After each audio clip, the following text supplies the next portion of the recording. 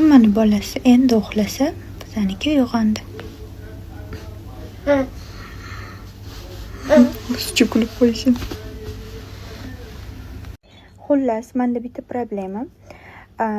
Mana kechasi sochimni yuvib, unda quritib uxlayman-ku. Ertasi kuni o't-bo'tga ketmoqchi bo'lsam, ukladka qilaman desam, o'zi sochimni mamnaqa joylari yog' bo'lib qolyapti.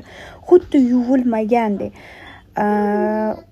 Yana boshqatdan yuvib, quritib, ukladka qilib ketishim kerak bo'lyapti-da. Уже ertasi kungacha ukladkam yana kir bo'lib qoldi. Sochim bir kun toza turmayapti. Bir kunga zo'rg'a yetyapti.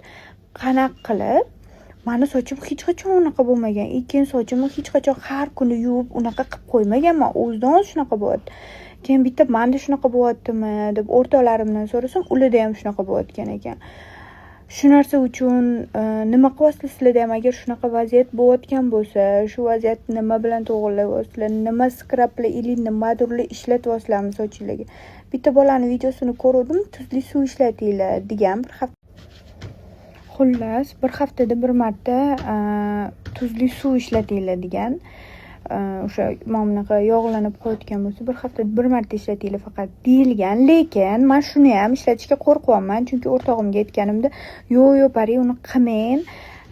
Chunki men qilganman, anaqa sochinglarni tegini anaqa quritib, qazoq qilib yuboradi, perxit bor, o'shanaqa qilib yuboradi" deyapti. Shunga o'ylanib qoldim. Nima ishlatyapsizlar? Qanaqadir spreymi, ili skrabmi, ili qanaqadir bilmadim, maskami, nima ishlatyapsizlar? Sizlarda ham shunaqa muammo bo'lyaptimi? Bitta menda emas ekan, hammada bo'layotgan ekan. Agar sizlarda ham shunaqa bo'layotgan bo'lsa, menga yozinglar.